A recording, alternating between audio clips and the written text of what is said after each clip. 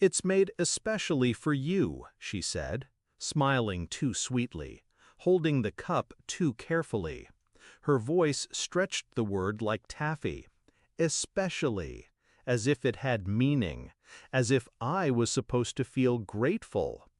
Her sister's hand trembled slightly as she handed me the coffee. Everyone was laughing at the dinner table. Roast chicken, a cheap bottle of wine, a birthday that wasn't mine. Just another performance for the family. But the cup, it smelled wrong. Not spoiled, not bitter, just unnatural, chemical. So I smiled, lifted it.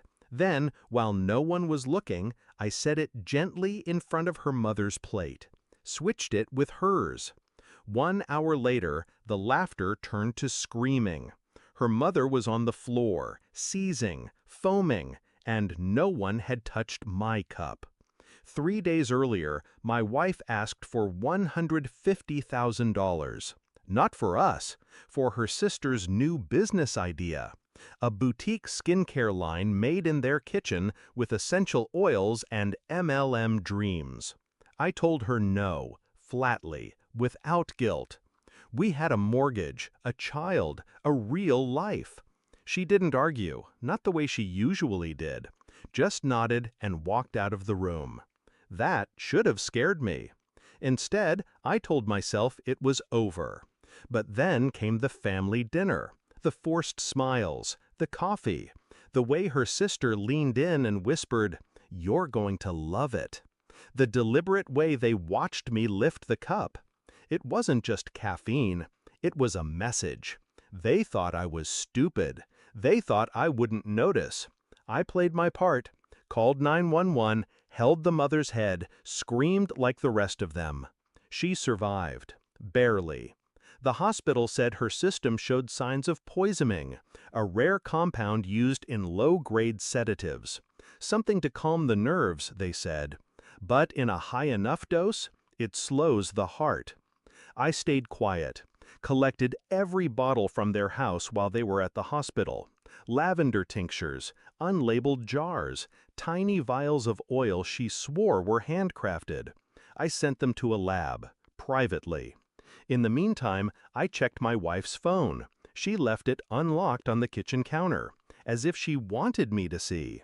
Text threads between her and her sister. One line stood out. "He doesn't even have to die. Just scare him. Maybe then he'll change his mind." She didn't want me dead, just weak, just scared enough to sign the check. The lab results came back. One of the vials contained scopolamine, a neurotoxin, used in some parts of the world to sedate victims for robbery, wipe short-term memory, make you pliable. That's what the coffee was meant to do. Not kill me, at least not outright, just knock down my defenses, make me forget why I ever said no. They wanted to convince me that their dream was mine too, that their manipulation was love. And when that didn't work, when I didn't drink, they let someone else take the fall. Collateral damage. She came home 2 nights later, alone, no apologies, no guilt. Just, "How's your mother feeling?" I stared at her for a long time, then slid a manila envelope across the table. Inside, lab results, printed texts, a USB of the dinner recording from the camera I'd placed in the dining room light fixture. Her face didn't move, but her throat pulsed once. "You knew?" I nodded. "And you let her drink it? You handed her the cup," I said. "Not me." Silence. Weighty. Dense. I stood. "The lawyer will contact you tomorrow. The house is in my name. The prenup is airtight. And your sister?" I glanced toward the front door.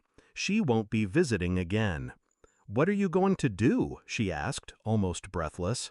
I looked at her, calm. "Nothing. I already did it." She left the next day. No fight, no words. I watched her drive off through the security feed. Didn't bother to wave. The footage of the coffee handoff went anonymously to her mother, who still hasn't returned her calls. Her sister's skincare site? Reported for illegal substances. Domain seized. Bank accounts frozen. I never touched her, never raised my voice, and now she can't even speak my name in her own family without them flinching. I sleep with the windows open now. The house feels quieter, safer. She thought I was too cold to love properly. She was right, but she forgot cold doesn't mean weak. She dosed the wrong man and learned the hard way what poison really tastes like.